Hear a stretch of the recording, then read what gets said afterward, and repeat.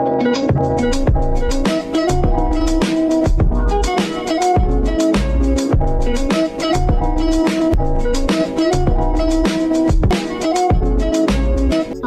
warahmatullahi wabarakatuh.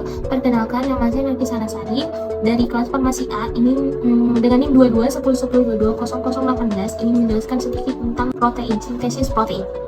Nah, pasti ini kalian gak asing lagi kan apa itu protein? Dan rantai panjang asam amino yang disintesis berdasarkan kode yang dibawa oleh informasi genetik berupa DNA. Nah, sekarang kita harus tahu dulu nih apa itu DNA. Jadi, DNA itu merupakan materi genetik yang satuan molekulnya disebut dengan nukleotida. Ingat, nukleotida. Jadi, di mana setiap nukleotida yang ada di dalam DNA itu terdiri dari basa nitrogen, gula deoksiribosa, dan gugus fosfat. Jadi, basa nitrogen yang ada di dalam DNA itu selalu berpasangan antara kelompok purin dengan kelompok pirimidin. Nah, dimana kalau misalnya bahasa kelompok purin itu terdiri dari guanin dan adenin, sedangkan kalau kelompok pirimidin itu terdiri dari sitosin dan timin. Nah, ketiga macam basa nitrogen tadi itu disebut dengan kodon. Nah, dimana kodon itu merupakan materi penyusun asam amino. Nah, kalian tahu nggak sih kalau misalnya protein itu ternyata dapat terbentuk di dalam tubuh kita ini melalui proses yang dinamakan dengan sintesis protein. Nah, apa sih itu sintesis protein? Jadi, sintesis protein itu adalah proses pembentukan protein yang melibatkan DNA dan RNA. Dimana tadi kan kita sudah menjelaskan apa itu DNA kan? Sekarang RNA merupakan materi genetik yang basa nitrogennya terdiri dari guanin, adenin, sitosin, dan urasil. Nah, secara sederhana, sintesis protein itu terdiri dari dua tahapan. Yang pertama ada transkripsi, dan yang kedua ada translasi. Nah, kita simak dulu nih dari tahap transkripsi dulu. Dapat diketahui bahwa pada proses transkripsi ini terjadi penyalinan DNA.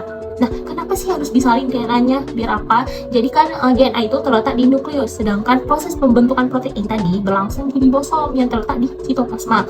Jaraknya kan jauh tuh, sehingga DNA ini nggak bisa bergerak sendiri tuh ke ribosom. Makanya dia membutuhkan fasilisator yang disebut dengan RNA. RNA itu ibaratnya kembaran dari DNA. Kalau misalnya DNA ini nggak bisa datang ke ribosom, maka dia membuat cetakan yang berbentuk RNA untuk menyuruhnya pergi ke ribosom.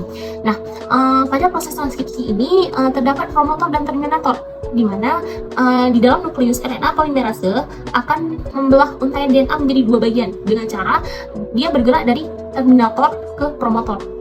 Nah, transkripsi ini ada tiga tahapan. Yang pertama ada inisiasi, yang kedua ada elongasi, dan yang ketiga ada terminasi.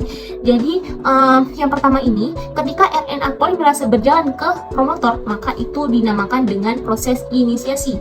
Nah, selanjutnya ketika RNA polimerase kembali berjalan ke terminator dan membentuk mRNA.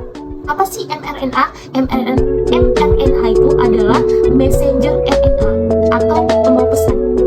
Nah, berarti itu dinamakan dengan proses elongasi.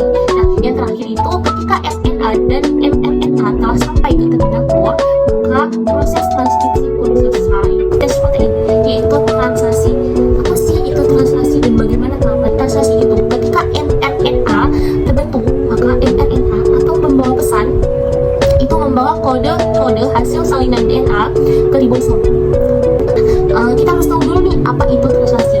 Jadi translasi itu merupakan proses penerjemahan kode DNA yang rantai polipeptida penyusun protein. Nah, translasi itu juga ada tiga tahapan. Yang pertama ada inisiasi, yang kedua ada eliminasi, dan yang ketiga ada terminasi. Jadi yang pertama itu inisiasi. Pada proses ini ketika RNA pertama bertemu dengan ribosom, maka itu disebut dengan codon start. Apa aja codon start? Jadi codon start adalah A, G. Nah, setelah proses inisiasi selesai, maka lanjutlah ke proses eliminasi. Di mana pada proses ini kodon RNA akan diubah menjadi asam amino dan akan diterjemahkan menjadi asam amino, dan masing-masing asam amino itu akan digabungkan oleh tRNA untuk disusun menjadi protein. Nah, setelah digabungkan, maka terbentuklah rantai polipeptida. Nah, setelah terbentuk rantai polipeptida, maka proses eliminasi pun selesai. Nah, terakhir itu proses terminasi.